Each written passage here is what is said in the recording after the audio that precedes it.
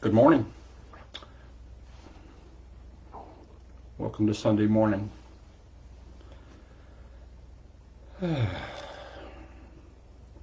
Welcome to the folks on, welcome to y'all on Zoom who I can see, and the folks on Facebook who I can't see, and the folks watching later on YouTube. Nice to be with y'all.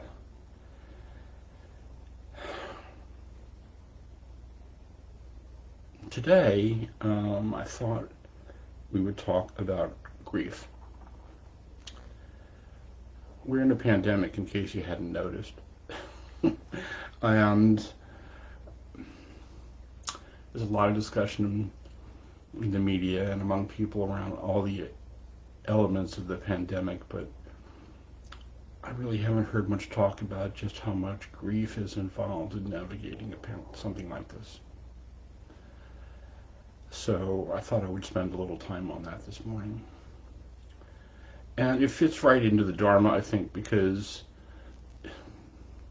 Buddhism is the great debate society, and there are people who are willing to have hours-long discussions about what one word in Pali points to in English. And I have always, for a long time, interpreted dukkha to mean grief. The first noble truth is dukkha. Life includes grief. And grief is a taboo in this culture. We never talk about it.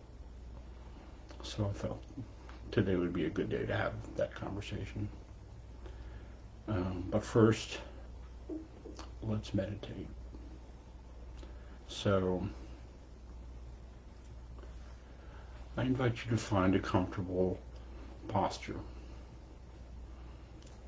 That would be a posture in which your body is alert, but not rigid. Something you can relax into.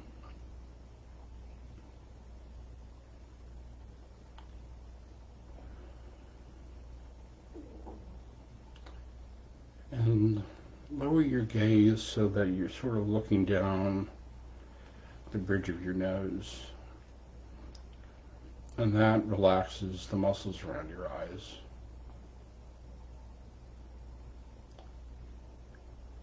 And gently close your eyes.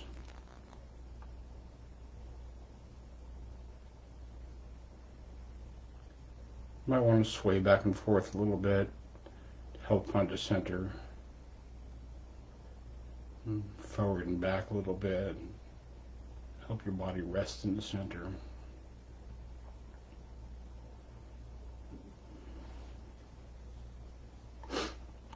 And let's start with a few slow, deep breaths. Just to help us get centered, connected to the body, connected to breathing. Breathe in about 3/4. Long, slow exhale.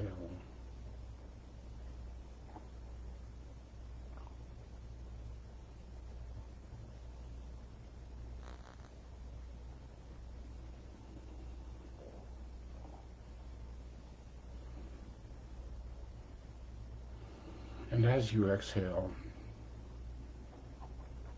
just begin to relax and soften.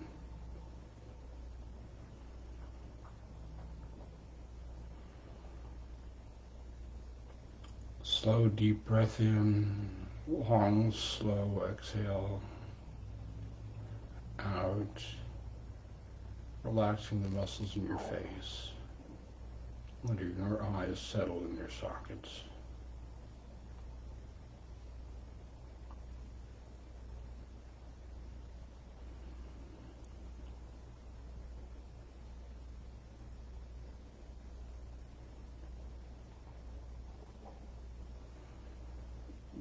And letting your breathing return to normal.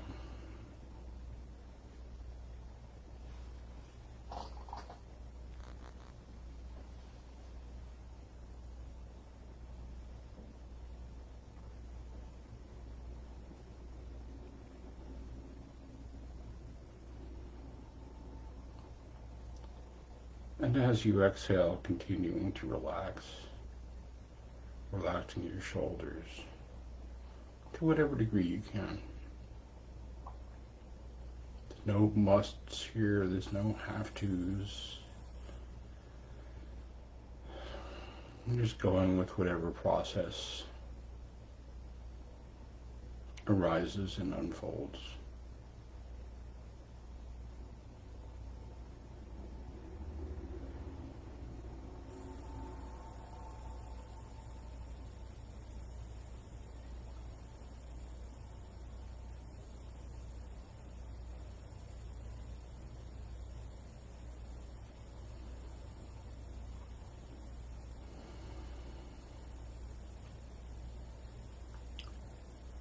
And as you breathe out your normal breathing, just letting your body settle into your seat, letting your torso relax into the hip socket.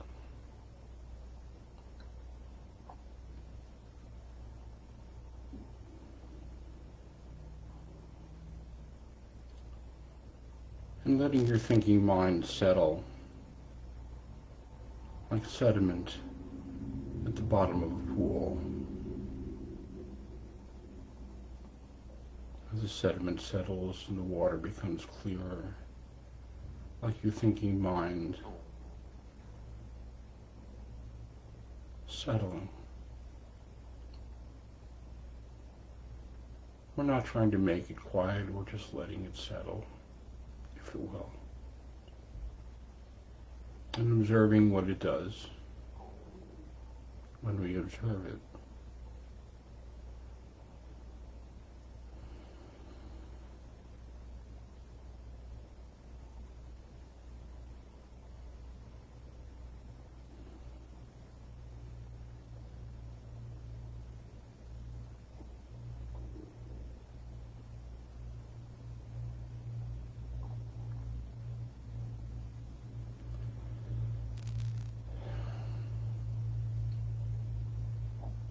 And letting your attention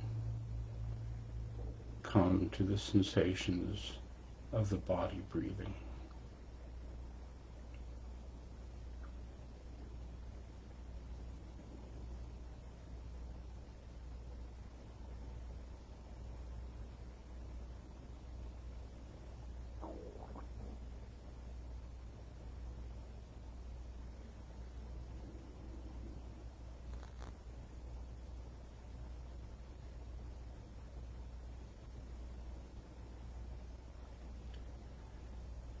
Just being aware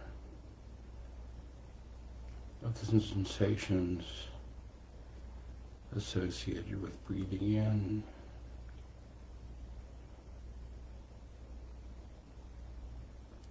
your chest, your belly expanding, the sensations of the air moving in your nose,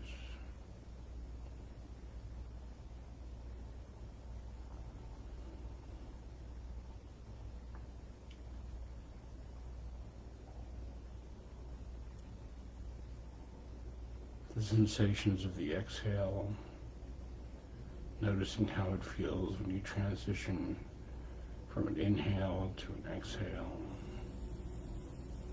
The sensations as you ride the exhale down to the bottom.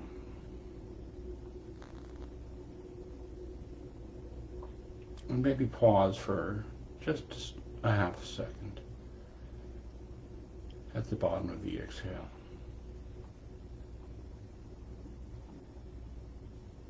And noticing your belly expand as your body moves to the inhale and riding that sensation.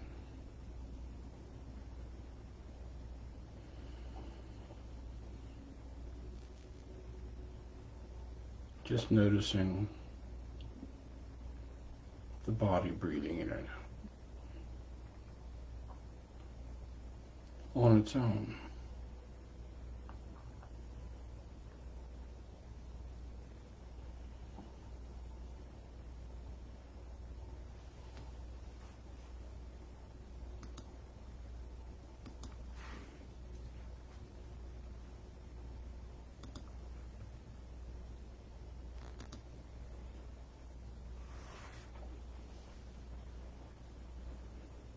Just resting your awareness and focusing your attention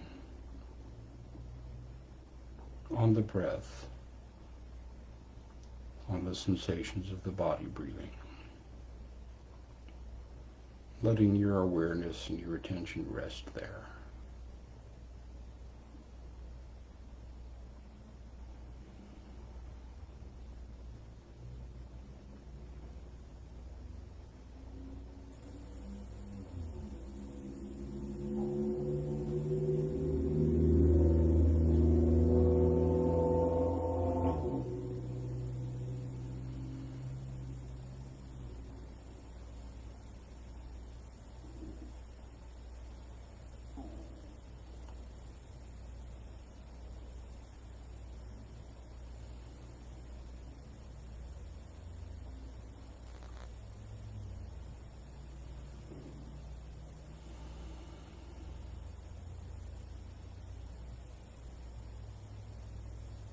Thoughts may arise. That's okay. When you notice, bow to them. They're an important part of you. Nothing is rejected. Just notice without getting involved in the content or the story or the process. Just noticing the phenomenon of thinking.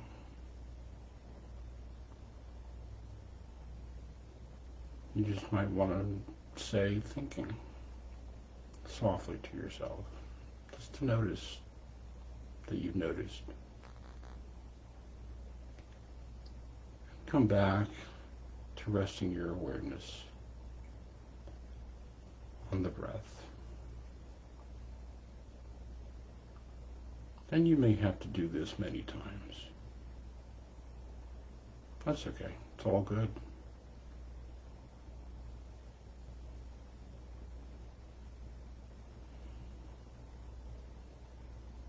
It's all good.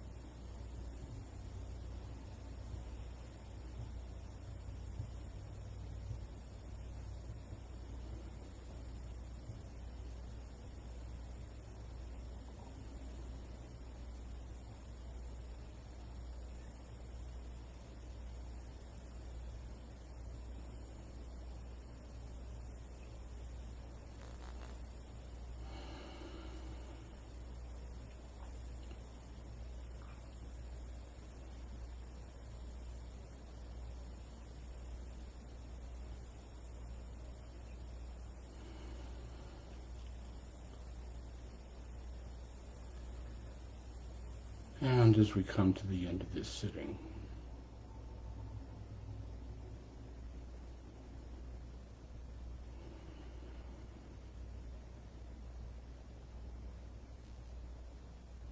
may the benefits of this practice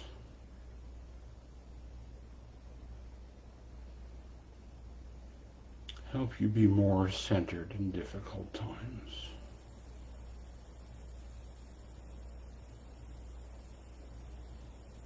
And help you find the path to compassion and self-compassion.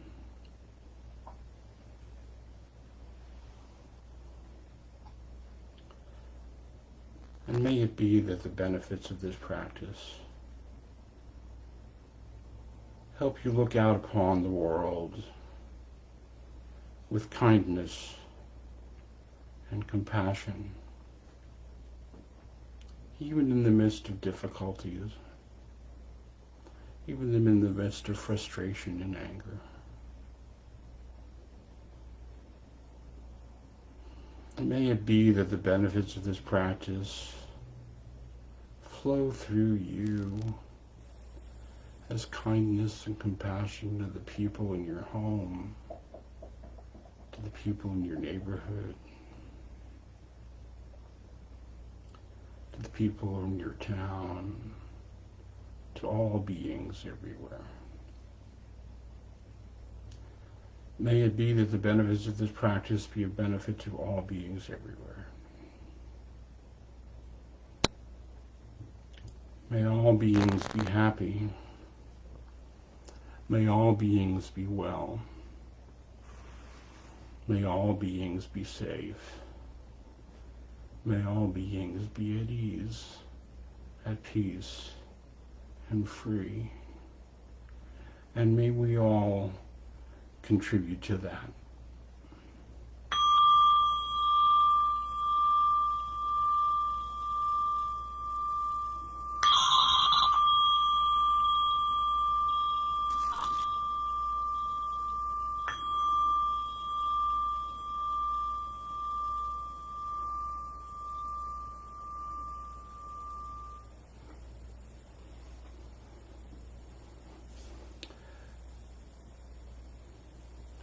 Thank you for your practice.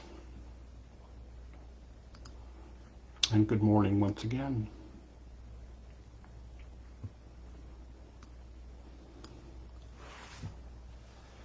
When young Siddhartha went out from the castle grounds, the compound where his father was raising him sheltered from the real world, he saw things that he had never seen before, and among the things he saw were sickness, old age, and death, which had been kept from him. And he experienced something he had never experienced before. He experienced grief, and which began his journey to set out for a solution to grief and suffering. Which leads us here to this conversation, because we're all searching for that. And grief is something we never talk about. It's a taboo. There are taboos in the culture. Some of them make sense, some of them don't. Death is a taboo, even though everybody does it. Sex is a taboo, even though it's extremely natural. And we tend to be drawn to the things that are taboo, which is why there's so much of it on television. And grief is a taboo. Grief is a response to loss. It's the natural response to loss. And it's generally discussed as a response to death. The death of a loved one, the death of someone we care about. But we grieve all kinds of things. The loss of livelihood when we lose our job, the loss of a relationship when it ends. They're all the losses that have piled up throughout the pandemic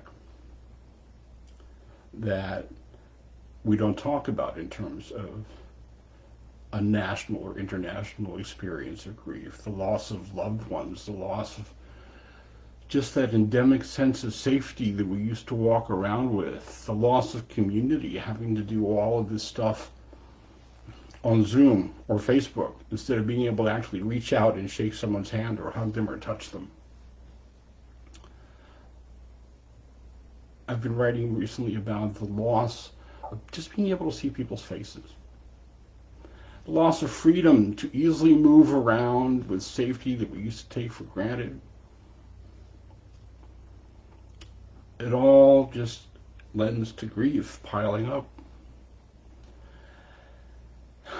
And I think everybody's grieving. I know a lot of therapists, they're all full. They all have waiting lists. When my former clients or friends have contacted me recently to help them find a therapist, it's really hard to find someone who has any openings. Everybody's grieving. And even before the pandemic, everyone has some source of grief in their lives. And grief is an expression of loss, that is true. It is also an expression of love. We don't grieve for what we haven't loved.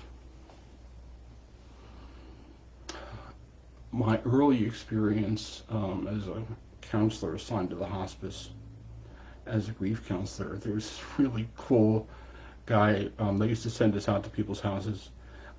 He played guitar like beautifully, like a loud electric blues guitar, and I could tell I was coming up to his house because I could hear the blues, and sometimes I would just want to sit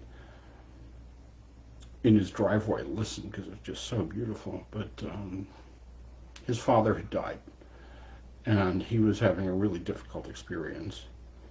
And one of the things that he said to me is, "I wish I didn't have to have this grief." And I said, "Well, do you wish you hadn't loved him?" Because grief sometimes is the price of love. It's an expression of love. Shakespeare likes to speak of the proofs of love being more important than showy words and gestures. And I've wondered if grief and the mourning that follows it may be the most precious of all those proofs. As I said, we don't grieve for what we don't love.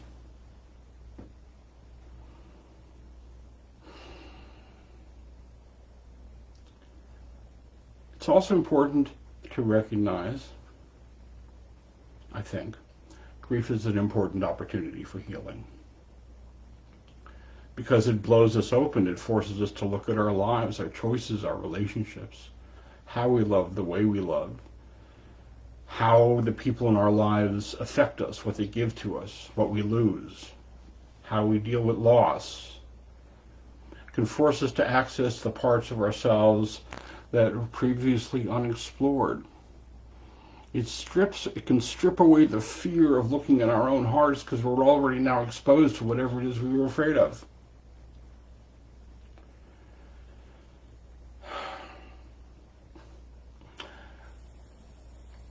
My father died in 1991, died of cancer. It was a long, difficult period, difficult death thing to watch. And it blew open my life completely. And the truth about that is, it got me to look at my addiction. I don't know if I would have gotten sober.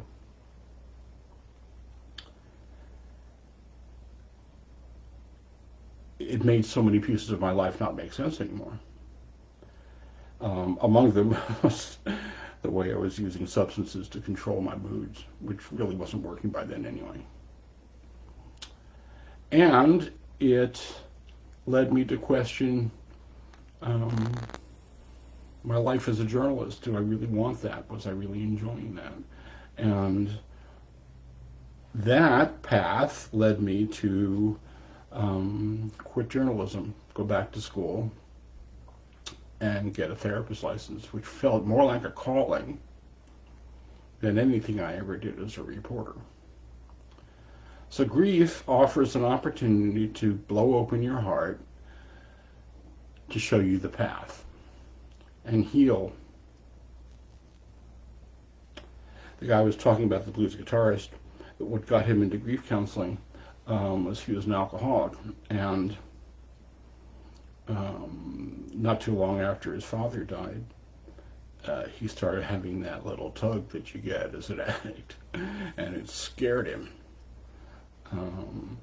And he was just trying to stay busy, which is one of the things people do to avoid grief, and get back to his life. But the urges of his addictions were turning into a very strong pull, and so he called somebody and got assigned to me. And as we worked through that, through the grief and the anger and all of that, the urge for his addiction began to settle. So these things are not the avoidance of grief. These things are the expressions of grief. And mindfulness helps. I mean, I say that generally. Mindfulness helps us observe and participate in our expression and our experience of grief without judgment.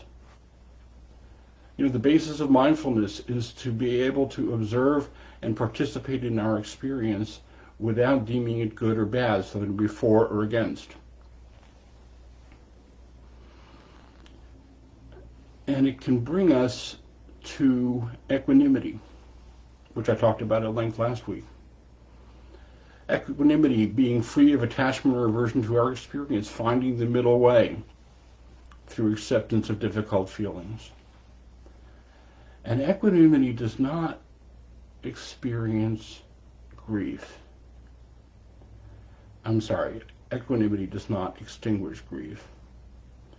But it helps us get past the judgmentalism and the I think it should be done with by now, or I should be having a different experience, or I don't want it, I don't want it, I don't want it. And just lean into whatever our experience is, pleasant, unpleasant, or neutral. And the truth about grief is there's nothing new here. There's nothing new in grief, there's just more of it. We all have experiences of sadness, anger, fear, senses of loss. It's not unfamiliar, there's just more of it in grief. It's more intense. And it's okay and important to allow that process to unfold. Melody Beattie, in her book, The Language of Letting Go, talks about this very eloquently. In grief, she says, we may feel more tired than usual. Our ability to function well in other areas of our life may be reduced temporarily. We may want to hide out in the safety of our bedroom. Grief is heavy. It wears us down. It's okay to be gentle with ourselves when we're going through change and grief. We can be compassionate with ourselves. We do not have to expect more from ourselves than we can deliver during this time.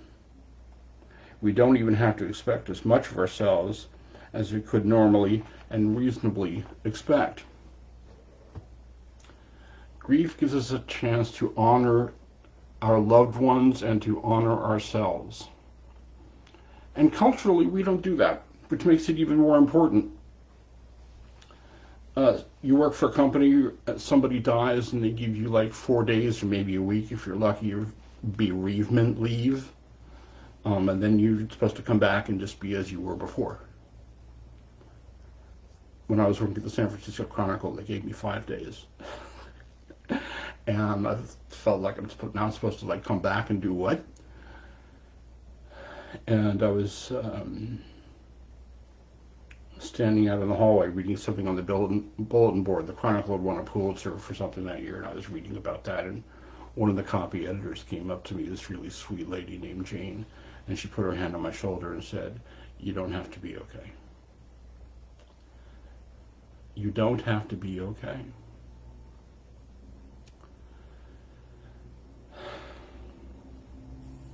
And in this culture, when someone dies, everybody gathers around the bereaved for maybe 2 or 3 weeks at the most, and they all go back to their normal lives, leaving people feeling isolated and alone in their grief. And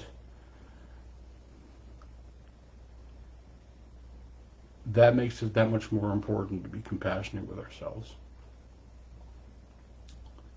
because it's a normal process.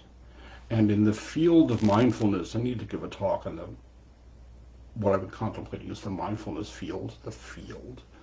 It's like this big field that exists, and we just bring everything into it. In the field of mindfulness, nothing is left out, nothing is judged, nothing is rejected, including grief. I've talked before about the two arrows. The first arrow is the wound, that's the grief. Just happens to us, boom. The second arrow is the self-inflicted wound of us telling ourselves we're doing it wrong, or we shouldn't be having this experience, or there's something wrong with us because we're having this experience. Grief, if you look at it, can give you an opportunity to set aside the second arrow, to dodge it as it goes by. Because that part of the thinking mind is going to go there anyway. Some cultures have year-long rituals to hold the bereaved. It's a beautiful thing. And the truth about grief is that it doesn't end. In the last couple of days before my father died, we were in his apartment. We had taken him home. He was in home hospice care. And I remember thinking, when do I get to go back to the life I had before? And now I say, hopefully never. I mean, really, I was like strung out, and I was a high-functioning addict, but I was heading towards the wall at 100 miles an hour.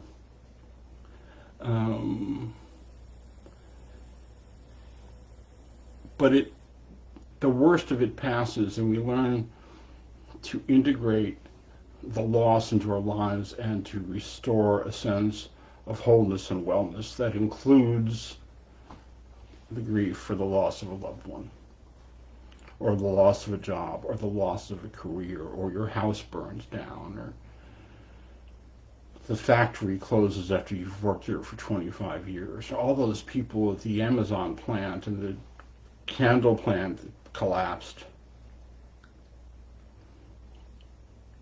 is just a well of grief. So grief calls to us to be gentle, to be kind, to be compassionate with ourselves and the people around us. It's a really good opportunity for metta practice, starting with self-metta. And 201, everybody I ever counseled through a grief process wanted to know that they were doing it right, and wondered if they were doing it right, if they were honoring the person they loved. And everybody does it right. You can't do it wrong. And everything becomes an expression of grief. Grief demands expression. And we can try to avoid it by over-busyness or whatever, and it's going to come out as some sort of compulsive behavior. It's come out as alcoholism. There's a woman who came to see me in my therapy practice 25 years ago who had experienced a horrible, horrible loss in the way somebody died, and she dealt with that by getting drunk for 25 years. And her body wouldn't put up with that anymore after a while. So she had to get sober, and then she had to experience the grief. I've seen guys and women go out and have affairs after grief. I've seen all kinds of stuff. And these things are not the avoidance of grief. These things are the expressions of grief. And the more we suppress our difficult feelings, the more they show up as difficult behaviors. It's like they're leaking out of the sides of the boat. So it's important, it's vitally important that we find a way to bow to our process, to bow to what we've lost, to love ourselves through it, to surround ourselves with people who will love us through it. Now, in doing that, you're going to encounter people who say all the things that people say that aren't helpful. I wrote a blog, I should republish it, on the blog was titled "Don't Say That: The 10 Things That People Say to People Who Are Grieving That You Shouldn't Say." You know, like, yeah, he's in a better place. You know, no, but I would prefer if he was here. All that stuff. But that's okay. Just let people love you. You should do that anyway. Mark Matusak, I'm not sure if I pronounced his name correctly. He's a writer for Tricycle. He wrote, "We need temples for grieving. We need temples for grieving," a friend used to say, who works a lot with death and dying. "Particular places to fall apart, where ugly feelings can have a home. People can wail, fall down, fall apart, instead of carrying all of this inside. Mourning would be a part of our lives then, an exaltation, the normal release of what is cherished and always lost." Couldn't put it better. So,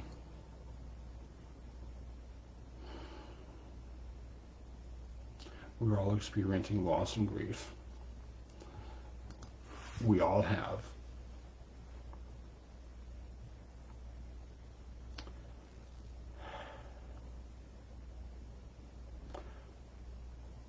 Four people I know have died during the pandemic, including someone I've known from high school, including my niece, who died last week.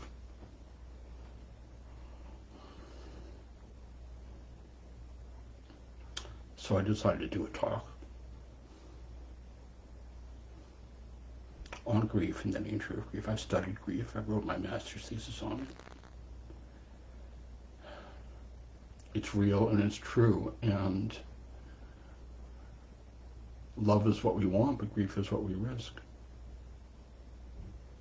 So I invite you to honor those you loved and those you love. I invite you to honor your losses. I invite you to be kind and gentle with yourself. And thank you for your kind attention.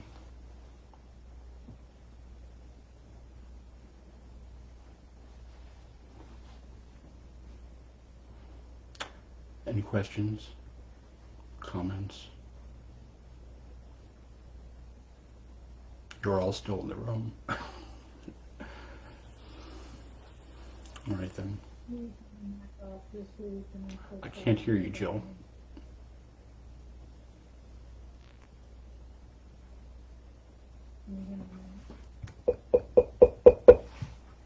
Technology being what it is. Thank you all. I'll see you next time.